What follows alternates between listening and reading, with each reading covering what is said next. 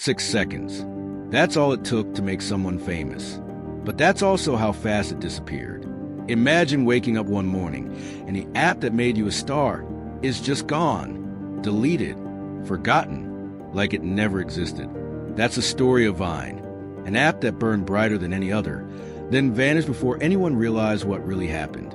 You might remember those looping videos, the quick jokes, the catchy dances, the clips you couldn't stop replaying. But behind those 6 seconds of fun was a billion-dollar idea caught in the middle of greed, confusion, and something darker that most people never talk about. It started with 3 guys, Dom Hoffman, Russ Yusupov, and Colin Kroll. They weren't the type you'd expect to create the next big thing. No fancy offices, no suits, no grand investors breathing down their necks. Just 3 ambitious friends sitting in a cramped New York apartment, eating takeout, surrounded by wires, coffee cups, and the endless glow of laptop screens. It was late, probably past midnight, the kind of hour when ideas either die or turn into something extraordinary. Dom leaned back in his chair, eyes fixed on the code flickering on his monitor. What if, he said, almost to himself, video didn't have to be long to be entertaining? Russ, who had been scrolling absent-mindedly through his phone, looked up. What do you mean, not long? Like what, 10 seconds? Dom shook his head. Shorter, really short. Something that makes people think, wait, what did I just watch? Colin, sitting cross-legged on the floor, laughed. You're talking about clips, not videos. Exactly, Dom replied, the spark in his eyes suddenly sharp. Clips that loop, tiny moments that repeat until you get them. Or maybe you never do. Russ frowned. That's too short for anything. You can't tell a story in 5 seconds. Dom looked back at his screen, tapping a few keys before muttering, then maybe it's not about telling stories. Maybe it's about moments. The room went quiet for a second. The city hummed outside, taxis, sirens, late-night chatter. Inside, 3 young developers were sitting on the edge of an idea that would soon change how the world laughed, created, and remembered the internet. They started experimenting. Russ grabbed his phone and shot a quick clip. Dom sipping coffee and pretending to spill it. They trimmed it down, looped it. The moment repeated again and again. For some reason, it was funnier every time. Colin snorted. It's so stupid, he said, but I can't stop watching it. That's the point, Dom replied with a grin. They began playing around with limits. Should it be 10 seconds? Maybe 8? Too long, Dom said. You lose the punch. They trimmed it more. 7? Still too much. Finally, 6 seconds felt perfect. Just enough to capture a burst of creativity, but short enough to force you to think fast. Russ leaned forward. 6 seconds. That's insane. Colin nodded, half smiling. It's also brilliant. The idea wasn't about perfection. It was about pressure, making something meaningful in the tiniest space possible. It felt like poetry compressed into video. That night, as the glow from the monitors cast pale light across their tired faces, Dom whispered almost dreamily, if people only get 6 seconds, they'll have to be creative. Russ looked at him, still unsure but intrigued. Or maybe they'll get frustrated. Dom shrugged. Maybe, but they'll replay it. Colin laughed from across the room. Then let's build it. And that's how it began. Not with a pitch deck or a business plan, but with 3 guys daring to shrink the internet's attention span into 6 unforgettable seconds. The code was rough at first. The app glitched, froze, and sometimes crashed altogether. The videos didn't loop smoothly. Instead, they jumped, repeated awkwardly, or froze mid-frame. The interface was bare with clunky buttons and awkward transitions that made even the developers wince. But despite all of that, there was something magnetic about it. They kept testing it late into the night, huddled around Dom's laptop, watching the same 6-second clips play over and over. A dog barking, a friend spilling coffee, a skateboard trick that almost landed. The clips weren't polished, but they had rhythm. Each loop felt like it was trying to tell a tiny story, one that never quite ended. When they finally showed it to a few friends, they expected polite smiles or confused looks. Instead, something strange happened. The room filled with laughter. Not the kind of laughter you give out of kindness, but the real kind The sudden, contagious kind that makes people point and say, "Wait, play that again." People weren't annoyed. They were fascinated. They couldn't stop watching. The moment something ended, it began again. The loops were hypnotic. Every replay made the joke land differently. Every pause revealed a new detail. A blink, a movement, a subtle expression you didn't notice the first time. That imperfection made it feel human, alive. It was 2012, and the internet was restless. Twitter was exploding in popularity, but it was all text, quick, clever, but silent. Instagram had beautiful photos, but no motion. Facebook was getting cluttered. And YouTube? It was still a commitment. Long videos, slow uploads, and too much polish. People wanted something faster, something that fit the new pace of online life. Scroll, laugh, move on. That's where Vine landed. Short enough to never bore you, long enough to make you care. It was chaos and creativity squeezed into 6 seconds. The timing was perfect. Within days, word started to spread through tech circles. A few early users couldn't stop sharing their loops. Screenshots and whispers floated across Twitter. "There's this new app, like video tweets," someone posted. The excitement snowballed. By the time the team could fix half their bugs, there was already a small community waiting for full version. Then came the email. Twitter had found out. One afternoon, Dom was sitting on the couch, debugging yet another looping error when Russ read aloud. "They want to meet." "Who?" Dom asked without looking up. "Twitter," Russ said, grinning slightly. "They're interested." Dom's fingers froze on the keyboard. Interested how? A week later, they were sitting across from executives in a sleek boardroom in San Francisco. The contrast was surreal. 3 scrappy developers in hoodies facing a team in crisp suits, all talking about 6-second videos, as if they were the future of communication.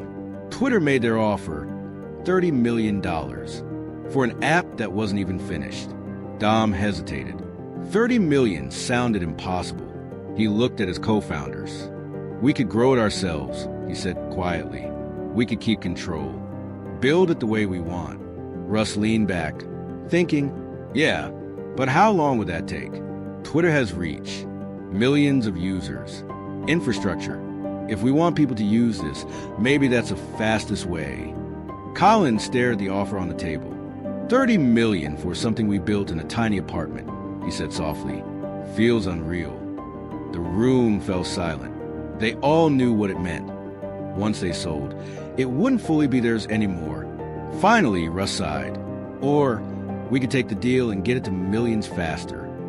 Dom nodded slowly. The decision was made. They sold. And just like that, the little 6-second idea born in a cramped New York apartment now belonged to one of the biggest companies in the world. January 24th, 2013, Vine launched to the public. Overnight, it exploded. Within 3 months, it was the #1 app on the App Store. Kids, artists, comedians, everyone was making loops. You'd open Twitter and see a Vine of someone screaming, "What are those?" Or a kid yelling "Road work ahead," followed by, "Yeah, I sure hope it does." The whole world was laughing in 6-second bursts. And something strange started happening. People were becoming famous, really famous, off these clips. Teenagers in their bedrooms were turning into internet celebrities. Logan Paul, King Bach, Lele Pons, Shawn Mendes. They were getting millions of followers, brand deals, fame, all from their phones. But Vine wasn't just entertainment. It changed how people thought. 6 seconds forced creativity. You couldn't waste a second. The setup, the punchline, the loop, it had to all fit perfectly. Comedy evolved. Timing evolved. Even the way people spoke online changed because of Vine. But behind all that success, cracks were forming. The first problem was simple. 6 seconds was magical, but also limiting. Creators were starting to feel trapped. They wanted to tell longer stories, build more, experiment. But Vine refused. The 6-second rule was sacred. Then came the second problem, money. At first, no one really cared. People were making Vines because it was fun, because it felt new. The joy came from the chaos, the creativity, the instant feedback of strangers laughing at your 6-second joke. But as Vine grew, so did its stars. Millions of followers, brand recognition, fan bases. Some of these creators were becoming more famous than traditional celebrities. They were filling arenas, signing autographs, selling merchandise. All because of Vine. And yet, they weren't earning a cent from the platform itself. Vine didn't have a plan for that. There were no ads placed between videos, no creator funds, no brand partnerships officially managed through the app. Everything was built on exposure, and exposure didn't pay the bills.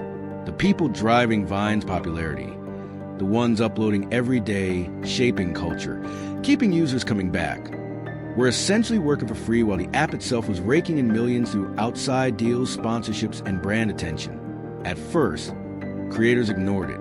They told themselves fame would open doors. Some got small sponsorships through brands that reached out directly, but most didn't. It wasn't sustainable. They were spending hours, even days, making clever edits, stop-motion tricks, elaborate stunts, and getting nothing back but likes and comments. The frustration built quietly. In private group chats, top Viners started talking. "Why are we doing this for free?" one of them said. "We're literally keeping this app alive." Another replied, "They're making money off us, and we can't even get a fraction of it." As Vine's parent company, Twitter, focused on its own growth, Vine's leadership stayed silent. They didn't seem to realize they were sitting on a ticking time bomb. The creators, the beating heart of the app, were growing restless. They wanted more than recognition. They wanted to make a living.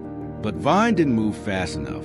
Meetings were held, proposals discussed, but nothing ever came of them. Every delay chipped away at trust. Some creators began uploading less. Others quietly tested other platforms, places where they might actually get paid for their work. And just when things couldn't get worse, the competition showed up. Instagram announced it was adding video, not 6 seconds, but 15. Enough time to breathe, to tell a story, to add depth. Then Snapchat rolled out stories, giving people a new way to share moments without needing loops. YouTube, seeing the shift, began promoting quick clips, encouraging shorter, more mobile-friendly videos.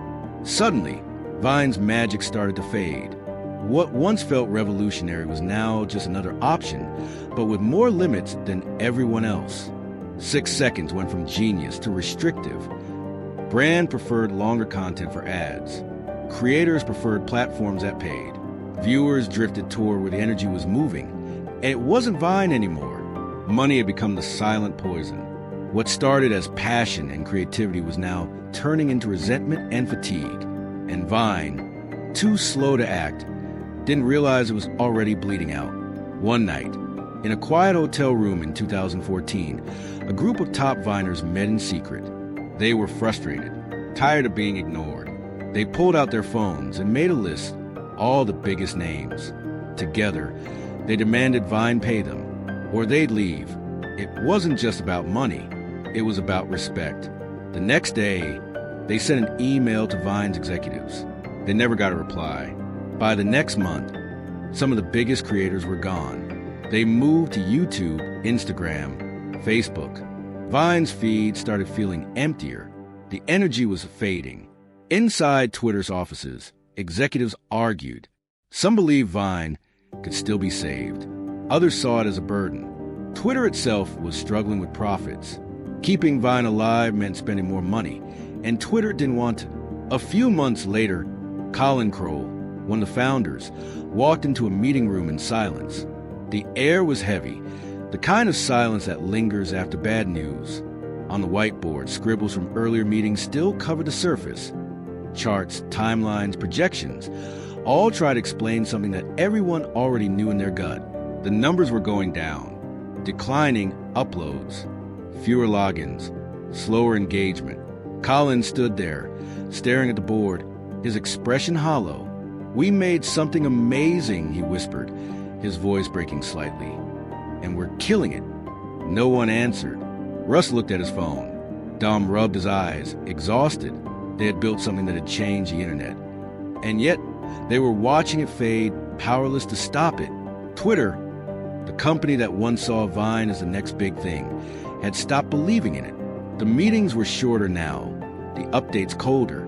The spark was gone. In 2016, it happened. Twitter finally pulled the plug.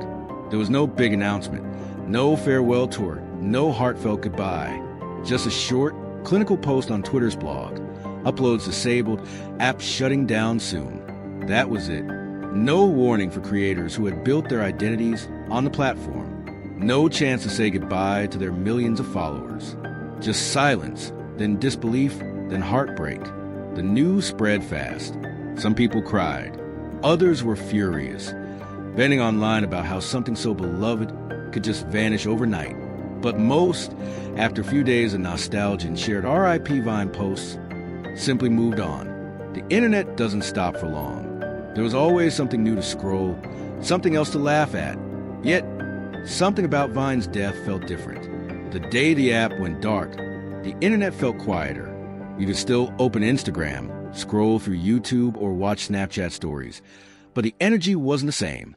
Vine had something the others didn't, a kind of raw, unpolished creativity that could only exist within those 6 seconds. It forced people to be clever, to be weird, to be original. The chaos of it, the simplicity, the brilliance packed into impossibly short clips, that was gone. Months later, the founders went their separate ways. Russ and Dom tried to chase new ideas, each attempting to capture that same lightning in a bottle. Colin joined HQ Trivia, another bold experiment in digital entertainment. For a brief moment, it felt like he had done it again, a live trivia app that brought millions together, just like Vine once had. But the same fate followed. The hype faded, the numbers dropped, and the company collapsed. Still, Vine's ghost never really left. Its DNA spread everywhere. TikTok, Reels, Shorts, all carrying that same 6-second spirit in new forms. The rhythm, the looping humor, the culture Vine created. It became the blueprint for modern internet creativity. Because here's the twist, Vine didn't really die. It transformed. The platform may be gone, but its heartbeat lives in every scroll, every trend, every viral moment born from the spark of what those 6 seconds once taught the world. TikTok rose from its ashes. The app that rules the world today, with billions of users and videos that last 15, 30, or 60 seconds, was built on the same foundation Vine created. The same idea: fast, funny, addictive videos that loop in your brain. TikTok just learned from Vine's mistakes: longer limits, smarter algorithms, and money for creators. Vine taught the world how to consume content in tiny bursts. TikTok perfected it. But even now, people still talk about Vine. The nostalgia, the simplicity, the weird genius of it all. In a way, it was too pure for the internet we have today. Too creative, too unfiltered. Years later, Elon Musk hinted at bringing Vine back. This time, with AI, an app that could generate short clips automatically, blending creativity with technology. Imagine typing, a cat playing piano in Times Square, and watching a 6-second clip appear instantly. The new Vine could be born from machines, not humans. But that raises a question. Will it still have soul? Vine worked because it was human, imperfect, silly. It felt real. The laughter wasn't polished. The editing was raw. The 6 seconds were filled with chaos and genius. That's why people loved it. Maybe the truth is, Vine didn't die too young. Maybe it lived exactly as long as it was supposed to.